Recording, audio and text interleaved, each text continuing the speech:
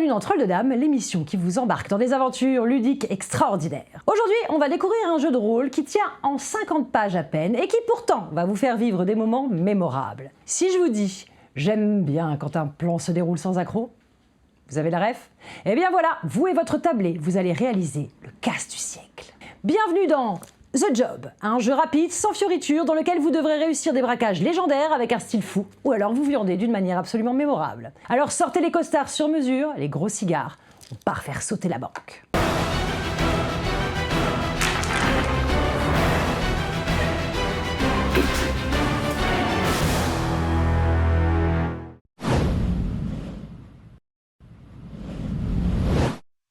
Alors The Job, c'est une création d'André Novoa, magnifiquement mise en page par Guillermo Gontijo, Gontijo à l'espagnol, avec des illustrations shippées dans le domaine public, façon vieilles affiches de cinéma. Alors côté édition française, c'est traduit et propulsé par la team de Rabbit Hole, une marque d'Arcanasilium Publishing. Et la signature artistique est ultra claire, on est en plein hommage au cinéma de genre. Tout ce qui est bon dans James Bond, Ocean Eleven, Braquage à l'italienne ou même OSS 117, tout y est. Le classique, le traditionnel et bien sûr le cliché qu'on aime tant. Ah oui, c'est cocasse.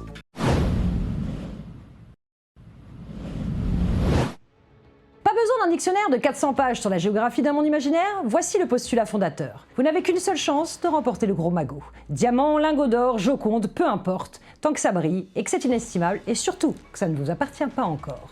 Avec votre équipe de criminels spécialisés, vous allez devoir planifier le coup parfait.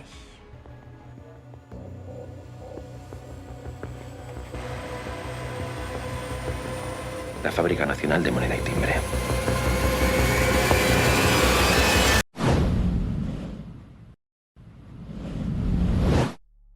Oubliez la force, la sagesse ou la dextérité. Il n'y a aucune caractéristique traditionnelle dans ce jeu. Il n'y a pas de création de personnages à proprement parler.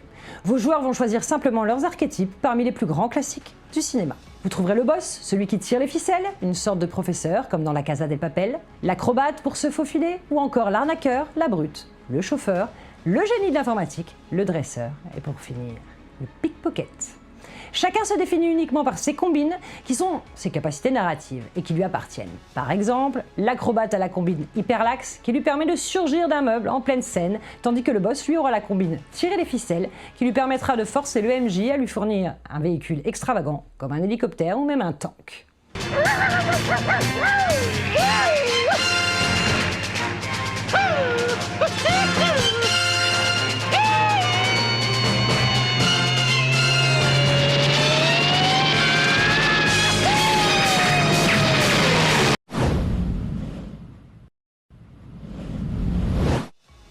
C'est ici que le jeu se distingue radicalement de tout ce que vous connaissez. La partie dure environ 3 heures et elle va être coupée en 2 phases. Une première phase d'1h30 et une deuxième phase d'1h30. La préparation suivie de l'action.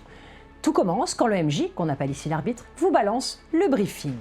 Dans ce briefing, il va vous indiquer la cible à voler, la Joconde, des lingots d'or, une puce électronique ultra secrète, le lieu, un musée, un stade, une prison, peu importe.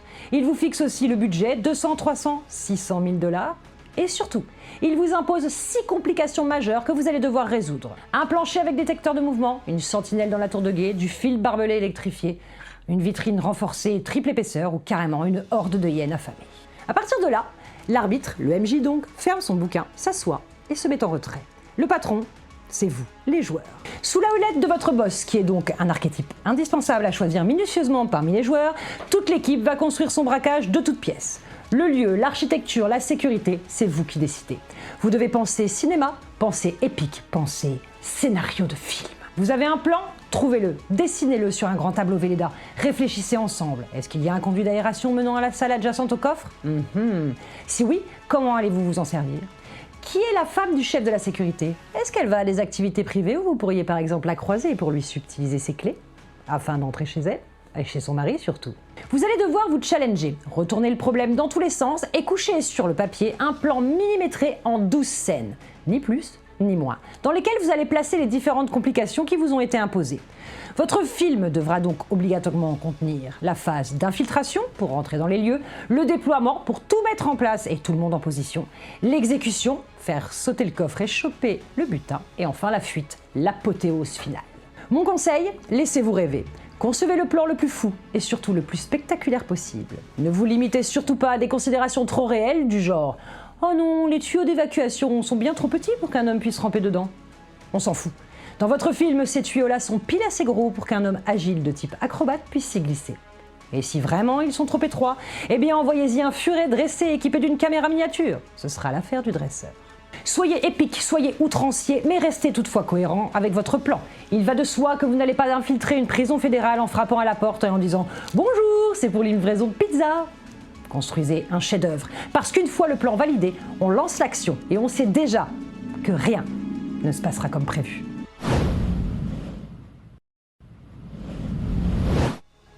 Alors juste avant de rentrer dans le vif du sujet et de lancer l'action, on passe par la phase que j'adore absolument et qui pose immédiatement le ton, ce qu'on appelle les scènes d'intro. Vous savez très bien ce que c'est car ce sont ces séquences typiques qu'on voit dans les séries juste avant le casse. Chaque joueur va raconter sa petite mise en place. On y voit les truands qui répètent une chorégraphie de crochetage, le pickpocket qui s'entraîne physiquement à chuter du plafond pour s'arrêter à plat ventre à 2 cm du plancher piégé, ou encore l'arnaqueur qui charme la femme du chef de la sécurité dans un bar pour lui piquer un code ou une clé.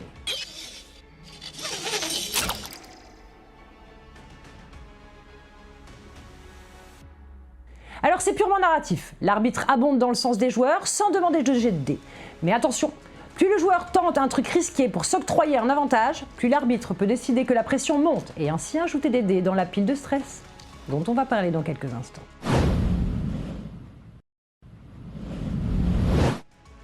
Une fois vos scènes d'intro bouclées, le chrono se lance et le casse commence. L'arbitre récupère votre précieuse fiche avec votre plan et va diriger les 12 scènes une par une à un rythme effréné. Comptez entre 5 et 10 minutes par scène maximum.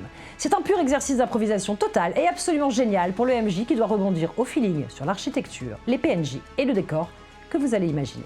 Concernant le système de résolution, en temps normal, vous lancez 2d6 et vous additionnez les résultats. Mais si la situation joue en votre faveur parce que vous utilisez un accessoire ou que vous activez l'une de vos fameuses combines, vous obtenez ce qu'on appelle un avantage. Là, vous lancerez 3d6 et vous jetez le moins bon résultat pour ne garder que les 2 meilleurs. Inversement, si vous êtes désavantagé parce que vous êtes blessé, pris de court ou que vous tentez une action complètement folle sans avoir le matos adéquat, vous lancez 3d6 de nouveau, mais cette fois, vous êtes obligé d'ignorer le meilleur des dés pour ne garder que les 2 pires. En termes de résultats, sur un 10 ou plus, ça passe crème. Une réussite totale, vous faites votre action et le tout avec classe. 6 ou moins, ça ne passe pas, c'est un échec. La situation empire et vous devez instantanément trouver une solution de secours. Et en plus, vous allez devoir ajouter encore un dé à la fameuse pile de stress. Entre 7 et 9, c'est là que le jeu devient diaboliquement intéressant. C'est une réussite partielle et c'est à vous de choisir votre poison. Soit vous acceptez un revers, je vous en parle dans un instant, soit vous posez encore un dé sur la pile de stress. Alors cette pile de stress, parlons-en parce que c'est le véritable cœur physique du jeu. À la table, vous allez devoir empiler des dés 6 faces les uns sur les autres. Plus vous avancez dans la mission, plus les enjeux grimpent, plus la pile va donc monter lorsque vous allez rater ou alors ce que vous allez faire entre 7 et 9. Et plus elle devient instable, elle va matérialiser l'angoisse au sein de votre groupe. Si la pile s'écroule, vous repartez de zéro, mais les règles se durcissent. À la première pile, vous n'ajoutez qu'un seul dé à la fois. À la deuxième, vous en ajoutez 2 d'un coup. Et à la troisième, vous devrez en empiler 3. Si cette troisième pile s'effondre, c'est le game over immédiat. L'équipe se fait pincer et vous finissez tous derrière les barreaux.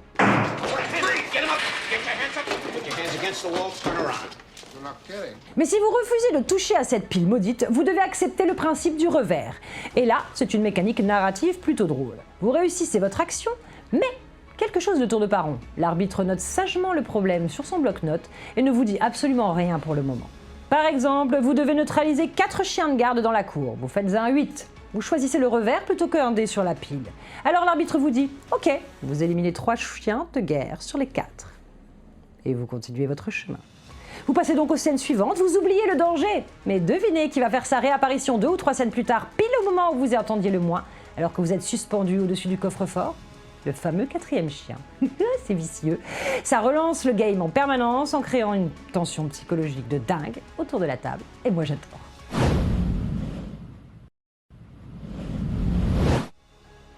Mon retour perso, c'est parfait pour occuper une soirée en one shot, mais il y a aussi une autre proposition très intéressante dans le bouquin, l'intégrer à une campagne en cours. Car oui, en reprenant simplement ce système, notamment de la pile de stress et des revers, mais en changeant l'ambiance pour passer à du médiéval fantastique si votre campagne est sur cette thématique, de l'Uchronie ou du cyberpunk, vous offrez à vos joueurs une parenthèse unique pour faire le coup du siècle dans votre univers habituel. Et selon l'issue du braquage, eh bien cela vous permettra d'introduire un nouvel ennemi juré, une trahison, un rebondissement incroyable dans votre propre campagne. La prise en main est d'une simplicité enfantine, les phases sont ultra bien découpées et les joueurs sont constamment mis à l'honneur.